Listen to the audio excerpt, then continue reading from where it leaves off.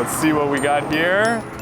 Oh, wow, okay. Do you know that anything goes for starting gospel conversations, even with total strangers? To prove the point, I sealed and sent our equipping evangelists crazy pictures to serve as secret conversation starters that they can't even see until they hit the streets and open the envelopes. So we have a man who's gothic, I'd say. Looks like he's got a wound in his head. And he's obviously standing out in the crowd as somebody who's expressing himself kind of like a Joker figure. Hey bud, how's it going? The premise of the show is that I literally just opened this up and we talk about the picture and I just saw it. What do you think about this picture? What do you think of that guy? It's like almost like a zombie apocalypse type thing. I'm Yeah. not sure. Like, I guess the big question I'd want to ask that has to do with this picture is like, what do you think the meaning of life is, you know? Because I don't know if this guy's enjoying his life. He's obviously... I mean, he definitely doesn't look like he's enjoying it. So. He's obviously got lots of makeup on, like he's dressed early for Halloween or something, right? Yeah. But in terms of like the meaning of life, what you said, I think the meaning of life is kind of whatever you make it to be. And for me, it's just feeling like accomplished, feeling like you're doing something with your life. Like you don't want to just be like at home rotting, doing nothing, right? Right. You want the world to be slightly better than when you die. You want the world to be slightly better than when you were here before. Okay, cool. Just do like one day at a time. Yeah. So you're doing that too by like trying to work hard, you know, trying to get your welding certificate. Is it a certificate? Diploma. Diploma, cool. Okay, so do you think that this guy has a lot of hope? I mean, it doesn't look like it much doesn't hope. look like hope, eh? So what to you gives you hope? I mean, what gives you hope? It's kind of hard, like just like tomorrow, like what? Tomorrow is always unknown. Yeah. So you never know what's gonna be tomorrow. You never know what's new, what's next. Yeah. So it's kind of like tomorrow's challenge. Right on. Yeah. So it looks like this guy's obviously. I mean, it looks like he's on like dying, right? If it weren't for the makeup, right? Like, what do you think happens when you die? What do you think happens when you die? So I'm not very religious in that sense. So I'm gonna avoid that. Okay. Yeah. So. But in terms like it's like no one knows. Do you think? Okay, but you personally, do you think like nothing happens? Like, I don't know. Obviously, this is like he's using a lot of makeup, right? Yeah. But like, do you personally think that nothing happens, or do you think that you just would prefer to be more like agnostic? I don't know. So how can I know for certain? I feel like I'm a very like logical thinker, right? So. Without like concrete evidence, like I'm just not gonna say it, right? Okay. So and it doesn't make sense to me that there would be something after. Like there's no proof, right? There's no proof of before. There's no proof of after. So it's kind of just is what it is. Oh, no proof of before, after. Okay. So how do you think we got here then? Like, what do you think happened? Like, how did humans? How did this world, the clouds, the stars? Like, what do you think happened? You know? I mean. Kind of just evolved, I guess, and then. Yeah. So you think? Go ahead. At one point, we just like became more conscious than other species. We just like evolved to think critically, solve problems, and then, right? People just don't. Humans aren't ever satisfied with what they have now, right? Okay. Like everybody around you, they always want more. So I think that's human nature, right? So that's kind of what built society today, right? From like primates, they always want more, and that kind of just leads to like revolutions and stuff like that. Yeah, because you talked about like thinking critically. Like, do you have faith, or is there a point that you can, like, based on any evidences that you've studied and stuff, do you think that there's a point when all of a sudden people started to like think more critically than, or like, what do you think about that? Yeah. I mean, I've seen before, like, they've trained like apes and stuff on like to speak sign language. But the apes never ever have they ever asked a question.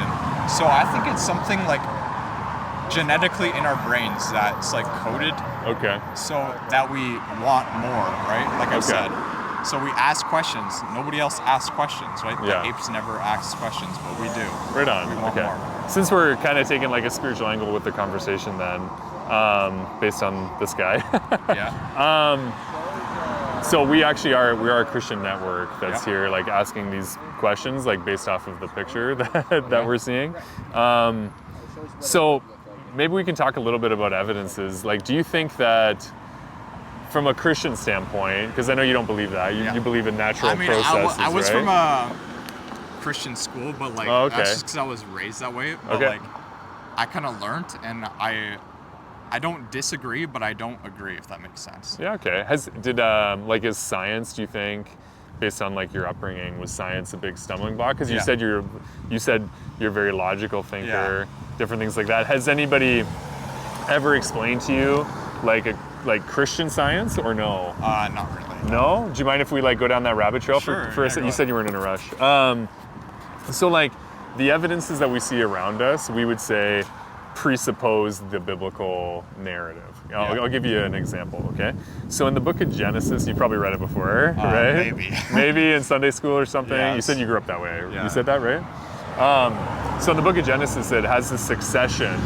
Over and over again, it said that when creation was happening, it said that God created the plants, the animals, the living things according to their kind. Have you heard that before? Something like that. Something like that. So it's like according to its kind, according to its kind, according to its kind, right? So like, see down here, see these maple trees? Yeah. Right? And then I'm sure if we look far enough, you'll probably see a pine tree, right? Two trees, but they're of the same kind? Different actually, because a pine tree cannot produce a maple. You see what I mean? But a maple, you'll actually have that Crimson King over there, like the cherry-looking maple, and then you'll also have like that maple right there too, right? So, but the thing is, that maple it drops a seed, and then it produces a sapling to produce other maples, right? And that's how like trees reproduce, right? Yeah. And so, from a Christian standpoint, with everything made according to its kind, like that's where we would even see within the cat family, right? Yeah. You would see cheetahs, lions, tigers, the regular common house cat. Yeah. There's genetic information, there's DNA within that kind to reproduce up into the family level more cats. And then there'd be many different species of cats being produced every day based on all the conglomeration of all that genetic information, right? But we haven't actually seen the cat turn into the dog, right? So from a Christian standpoint, like you being more on the naturalist side, you would probably say, okay, there's a common ancestor. Yeah, that's what I was thinking. Whereas I would say there's a common creator, because all of the evidence, as you said, you're a logical thinker, all the evidences that are around us show that things reproduce according to its kind, which then presupposes the biblical narrative of God's intelligent design, right? So, yeah, you know what I mean? So humans reproduce humans. We wouldn't see a human produce a monkey, right? Yeah. I guess if I were to use your analogy of it, so the tree, you could think of the root of the tree as, or the base of the tree as trees themselves, right? But there's all the different branches on the tree. Okay. The way I would think of it is, eventually, at the beginning, there was some kind of plant or tree. Okay. And that was kind of what happened.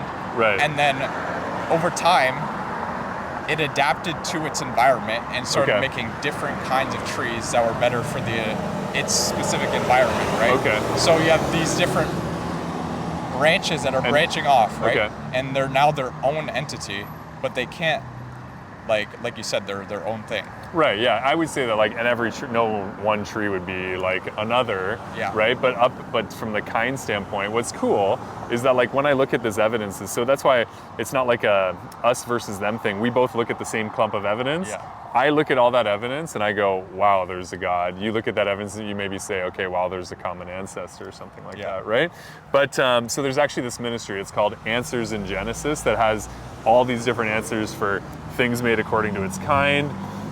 The study of homology, because you look at all the different animals and all the different plants, and specifically the animals, 2 eyes, 2 ears, right? I would say, okay, a common creator who had a very specific design purpose, knowing that all these different species had to function, live and breathe this air on the earth, he created them with all these similar design features, right?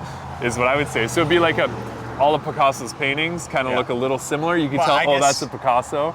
My Be like, argument oh, that's in that it. case would be the creator is the world, right? And it has all these common features because we all live in the Earth, right? And they get those features because that's what it needs to survive on our planet. Okay. So these are common features that animals need to survive on planet Earth, right? If we were to go to another planet and say there was life there, different atmosphere, they might have different features, right? Okay. Even if we go to the bottom of the ocean, right, you start to see really weird looking fish, right? Because the environment is so much different. Okay.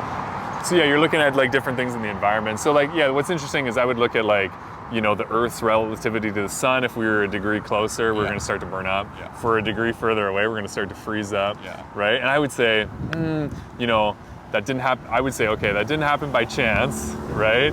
And I do think that there's a difference between truth and what we believe, right? Because like, for instance, I think everything is subject to law, right? If I were to believe that there's no such thing as gravity, my feet are still planted firmly on the ground, right? Yeah. So everything's subject to law. The only thing that, from a Christian standpoint, that God gave, I guess you could say, choice or an awareness. You said there was a time when we became conscious, more able to critically think and stuff. So when it comes to morals, like everything's subject to law of physics, law of gravity, right? When it comes to a moral law, what do you think about that? What do you think about good and bad? And is there a standard? Is there a moral standard or not? I mean, there kind of has to be. Okay. You have to draw a line somewhere. Right. But right now, in the way our world works, it's a government drawing the line. Okay. And then it's your job to pick which side of the line you want to be on, right?